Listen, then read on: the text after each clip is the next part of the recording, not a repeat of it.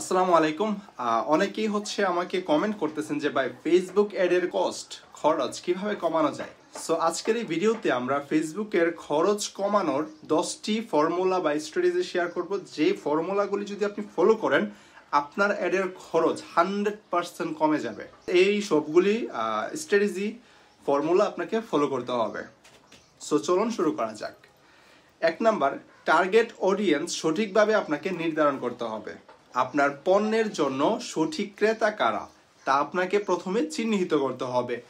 বয়স, লিঙ্গ, অবস্থান, আগ্রহ এবং আচরণ অনুযায়ী সেগমেন্টেশন আপনাকে করতে হবে। তারা কি ধরনের মানুষ সেটা আপনাকে সেগমেন্টেশন করতে হবে, আলাদা আলাদা করতে হবে।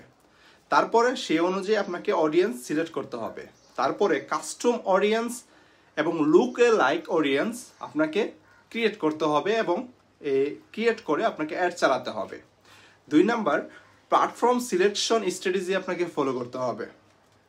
সকল প্ল্যাটফর্মে কিন্তু আপনার বিজ্ঞাপন দেওয়ার প্রয়োজন নাই। সকল প্ল্যাটফর্মে সব ধরনের বিজ্ঞাপন চলে না। আপনার পণ্যের জন্য, আপনি যে পণ্যটা নিয়ে কাজ করতেছেন সেইটার জন্য সবচাইতে কার্যকর প্ল্যাটফর্ম কোনটা সেটা আপনাকে খুঁজে বের করতে হবে। যেমন ফেসবুক, ইনস্টাগ্রাম, গুগল অ্যাডস ইত্যাদি বিভিন্ন প্ল্যাটফর্ম কিন্তু রয়েছে। সো এগুলো থেকে কোন প্ল্যাটফর্মটা সবচেয়ে ভালো আপনার জন্য সেটা আপনাকে খুঁজে বের করতে হবে। অপ্রয়োজনীয় চ্যানেলগুলিকে আপনার বাদ দিতে হবে। 3 নাম্বার, এবি টেস্টিং ব্যবহার করতে হবে। বিভিন্ন কন্টেন্ট, টাইটেল এবং অ্যাডের কপি ভেরিয়েশন টেস্ট করতে হবে। কোন অ্যাডস কপিটা আপনার সবচেয়ে ভালো পারফরমেন্স করতেছে আর কোনটা খারাপ করতেছে এগুলি আপনাকে চিহ্নিত করতে হবে। বেশি পারফরমেন্স করা অ্যাডগুলোকে আপনার এই বাজেটটা বাড়ায় দিতে হবে।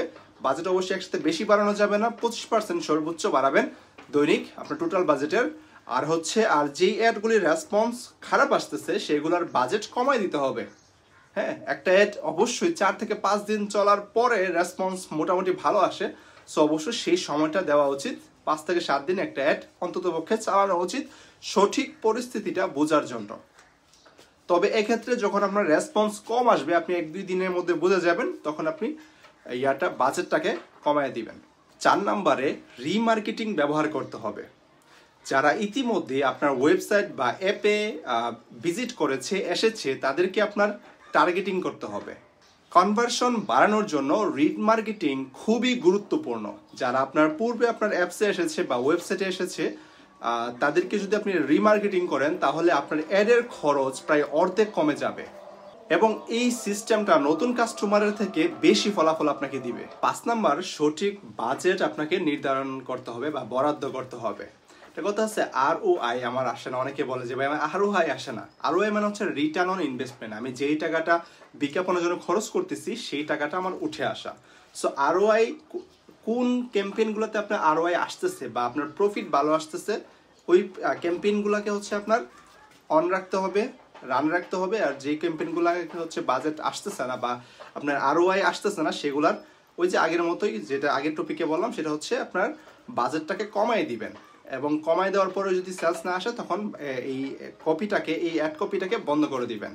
তারপর 6 নাম্বার অটোমেশন ব্যবহার করতে হবে। অটোমেশন এবং অপটিমাইজেশন খুবই গুরুত্বপূর্ণ।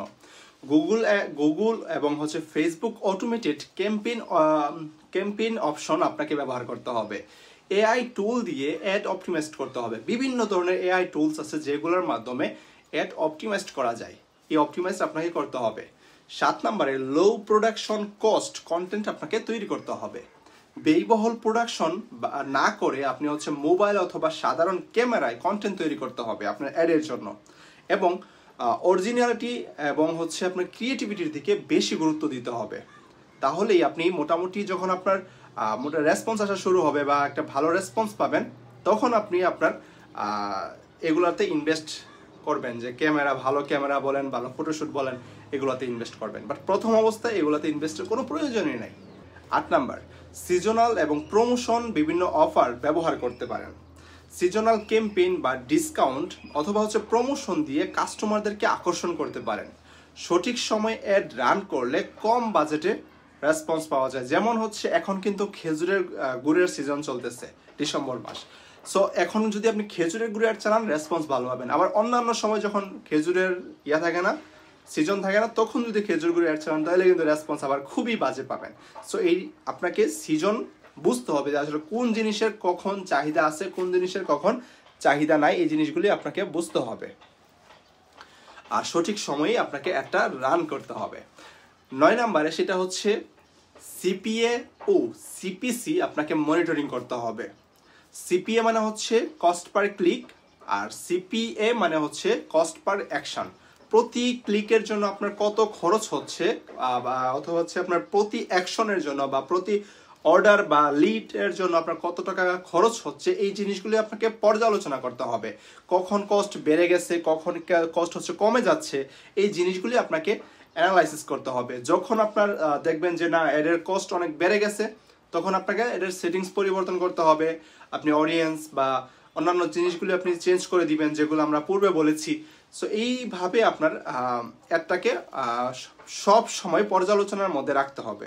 10 নম্বরে সেটা হচ্ছে ডেটা অ্যানালিটিক্স ব্যবহার করতে হবে আপনাকে। গুগল অ্যানালিটিক্স অথবা হচ্ছে ফেসবুক ইনসাইট ইত্যাদি ব্যবহার করে অ্যাডের পারফরমেন্স কিন্তু আপনি বিশ্লেষণ করতে পারেন।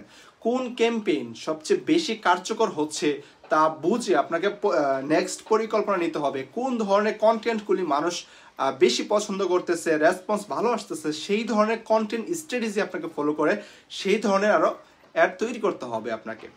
স্মার্ট পরিকল্পনা এবং টেকসই স্ট্র্যাটেজির মাধ্যমে আপনার অ্যাড খরচ কমিয়ে আপনার ব্যবসায় কিন্তু অধিক লাভবান হওয়া সম্ভব। সো এই 10টা স্ট্র্যাটেজি আপনারা ফলো করতে পারেন আপনার অ্যাডের খরচ কমানোর জন্য। সো আর যদি আপনাদের কোনো সমস্যা থাকে বা এই বিষয় নিয়ে যদি কোনো প্রশ্ন থাকে আপনারা আমাদেরকে করতে পারেন, আমাদের কমেন্ট বক্সে করতে পারেন। ইনশাল্লাহ এই বিষয় নিয়ে একটা রিলস তৈরি করে ইনশাল্লাহ আপনাদেরকে দিয়ে দিব। সো আর এই ধরনের যদি আরো ভিডিও পেতে চান আমাদের চ্যানেলটাকে সাবস্ক্রাইব করতে পারেন। যদি ভিডিওটা মনে হয় যে আপনার উপকার হয়েছে তাহলেই সাবস্ক্রাইব করেন, নয় এসো। সো আল্লাহ হাফেজ, আসসালামু আলাইকুম।